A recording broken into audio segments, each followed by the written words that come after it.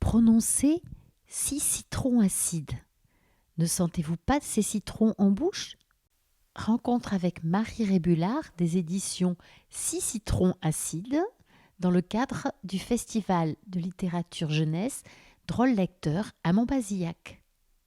Je vous ai demandé de me dédicacer ce livre et vous avez même fait un beau dessin en dessous. Un dessin avec quoi ? Je vous ai fait pour Nino, je vous ai fait un rat en habit de roi et même qu'il a mis des chaussettes à pois. Eh ben c'est super, j'espère qu'il sera apprécié. C'était pour Bilbelbul. Merci Marie, bonjour. Bonjour. On est ici à Montbazillac pour la Xème, c'est la combienième édition de Drôle de lecteur. C'est très sympa et je viens vous voir parce qu'on m'a dit que vous étiez multicarte, auteur, éditeur, illustrateur. Comment on fait pour tout faire ? Et on peut même faire autrice, illustratrice et éditrice. Oh, pardon, je suis d'une génération où... Ce n'est pas grave. Et on arrive même à être femme avec tout ça. C'est-à-dire que moi, ça se voit pas, mais j'avais mis des trucs à côté. Comment on fait tout ça ? Vaste question. Peut-être on hésite à demander. Non, en fait, tout de même, sérieusement, je suis quand même plutôt éditrice. Voilà, j'ai monté cette maison d'édition l'année dernière qui s'appelle 6 citrons acides. Même que, comme on dit des gros malins et des grosses malines, on a sorti un livre au nom de la maison, 6 citrons acides sifflent sur le sentier, se disant que comme ça les gens se souviendront de nous. Voilà. Bon, et qu'au passage, on allait pouvoir faire un livre assez marrant, ce qui est le cas. On est très content de ces petits citrons. Voilà. Et donc voilà, donc je suis l'éditrice, la gérante de l'entreprise, tout ça. Et il se trouve que cette maison d'édition, je l'ai montée avec Sophie Hamon, qui est ici. Et Sophie Hamon, en fait, c'est elle qui a eu l'idée de ces 6 citrons acides, car Sophie Hamon est docteure en sciences du langage. Et elle adore la langue. Et elle trouve que la langue, il y a quelque chose de magique dedans. Et elle m'a transmis sa passion. Et elle m'a convaincue que c'était quand même tout à fait pertinent d'explorer au fait cette langue et qu'on utilise quand même tous les jours. Hein. Tous, et puis de donner peut-être le goût aux enfants de jouer avec. Voilà. Et puis de la regarder à peu près. Et même des adultes, parce qu'il y a plein d'adultes qui peuvent passer aussi à côté. Voilà, parce que c'est tellement commun qu'on pourrait presque passer à côté d'elle. Et voilà, donc elle m'a convaincue que ce sujet de la langue était pertinent, surtout si on le faisait, et surtout parce que c'est ça qui nous intéresse, c'est de le faire de façon pas du tout barbante et carrément marrante, et aussi joyeuse, et aussi belle, et aussi poétique. Voilà, et peut-être pas académique. Et alors, cette maison d'édition, elle est où ? On est basé à Nantes.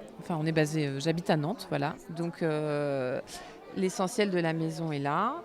Voilà. Et pour revenir à la question initiale, il se trouve que il y avait ce livre, Bilbalbul, que Sophie avait en tête depuis 10 ans. Ça remonte à longtemps cette histoire. Quand elle m'a rencontrée, au fait, elle m'a convaincue aussi avec ce projet de Bilbalbul. Elle l'avait déjà en tête. Dites Bilbalbul, boule, poule, pull, pelle, belle, bête. Et vous vous rendrez compte qu'il faut changer juste un petit son dans la langue pour changer le sens d'un mot. Et je disais, mais c'est génial, c'est hyper ludique, on va pouvoir jouer avec. Je voyais déjà ces couleurs quand on l'a fait. Voilà. Je me suis dit, trop bien, ça va être facile, quoi. Faut juste tourner les pages, on va changer les mots, ça va être super. Je me suis jamais autant plantée, je pense, dans ma carrière, en tout cas, de dire que ça allait être facile. Parce qu'on a mis 3 ans à le faire, ce livre. On a fait 12 versions de texte, on a mis 6 mois à faire les illustrations.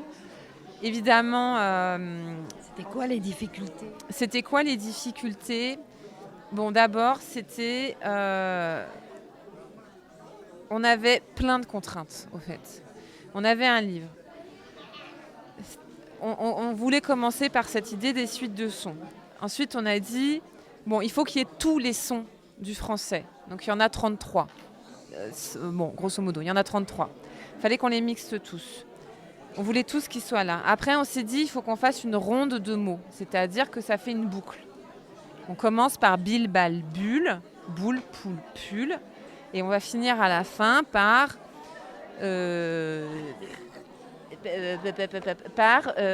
Guy, vie, vigne, ville, bil, bal, bulle, boule, poule, pull. Donc on peut le lire en boucle et en ronde.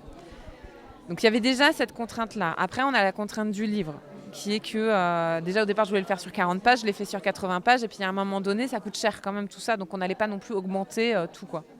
Bon, il y avait ça. Il y avait des fois où on trouvait des suites de mots et on était coincé, on n'arrivait pas à aller après. Et puis, des fois, prenant un chemin de mots, il nous manquait « Ah mince, j'ai pas les gueux » ou « j'ai pas les veux » ou « j'ai pas les feux ». C'est comme ça d'ailleurs qu'au dernier moment est arrivé le gui dans l'image. Parce que je sais plus quoi, on avait une grue qu'on a dû enlever, donc on n'avait plus de gueux. Donc il nous fallait un gui à la place.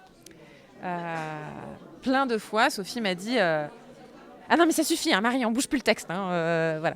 Bon, et ben si on bougeait le texte, parce que par exemple, on avait pain et poux qui arrivaient sur la même double page, et c'est vraiment dégueu, quoi, d'avoir un pain avec des poux l'un en face de l'autre, ça marche pas. C'est pas possible, on s'en sort pas sur l'illustration.